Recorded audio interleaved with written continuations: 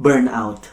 Kamusta? Ako nga pala si Orly Gabillo. Naranasan mo na bang ma-burnout sa mga ginagawa mo? Recently, naranasan mo na bang ma-burnout kakapanood ng internet? Tapusin mo itong video na to at sasabihin ko sa'yo para mais mo yung burnout mo sa kahit anumang ginagawa mo. So, kwento ko lang ng konti. Sa trabaho o kahit anumang pinagkakaabalahan mo ngayon, nakikita mo or napapansin mo na yung proseso niya ay may halintulad sa araw-araw or merong paulit-ulit na iyong ginagawa. So, minsan, naiisip mo na parang hindi ka na natututo at the same time, medyo, yun nga, nababurnout ka na. So, ikaw mag-i-internet ka naman. So, para ma-divert yung utak mo, mag-i-internet ka. So, minsan kasi na-overwhelm na yung ating mga information sa ating mga utak dahil sa dami nating nakikita or natututunan sa internet. It's either natutunan mo or nag-entertainment lang yung pinapanood mo sa internet.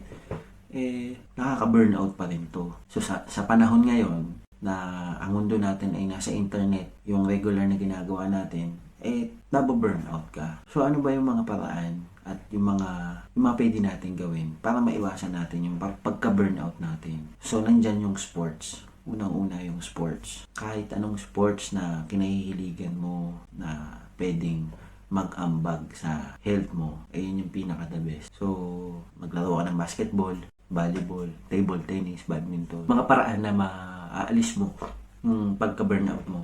Isa pa sa mga paraan para mawala yung burnout mo ay maalam kang tumugtog or mahilig ka lang sa music, pwede mo itong pagtuunan ng pansin, makinig ka lang, and huwag ka mag-cellphone habang nakikinig ng music.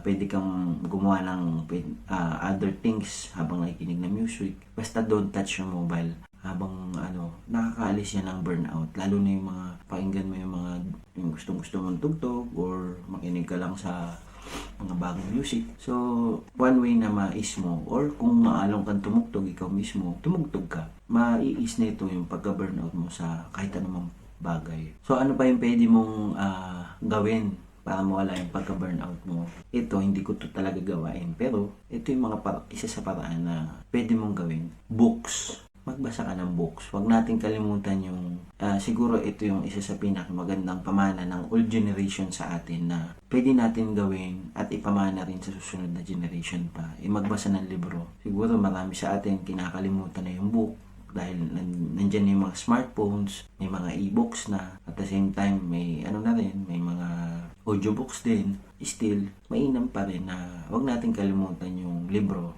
Ito yung walang hanggang katapusan na matututunan mo. So, minsan, sa mga ginagawa natin, nababurnout na tayo sa mga paulit-ulit natin ginagawa at mga problema na paulit-ulit na dumadating, paulit-ulit mong sinasagot. Ito yung mga way na pwede kang maiwasan mo or mais yung pagka-burnout mo sa kahit anumang bagay. So, ba't ko nga pala ito sinishare? Sinishare ko to sa mga taong, nababurnout na. Kasi kalaban natin dito, yung matinding mo sa gawain mo sa trabaho man, or may iba kang pinagkakaabalahan, ikaw mismo yung nagbibigay ng trabaho sa ibang tao, or just nagsa-cellphone ka lang na nagbabrowse sa internet, nakaka-burnout din yan. So, kailangan labanan natin yan at maging healthy tayo. So, ayun, kung nagustuhan mo itong mga ganitong topic, please join my group, Dumidiscarding Pinoy. And pag-usapan natin yung mga bagay na pwede magpa-unlad sa atin. Ma-share ko lang po yung aking maliit na store. Nandiyan po sa baba. And masingit ko lang po, ako po ay isang insurance agent and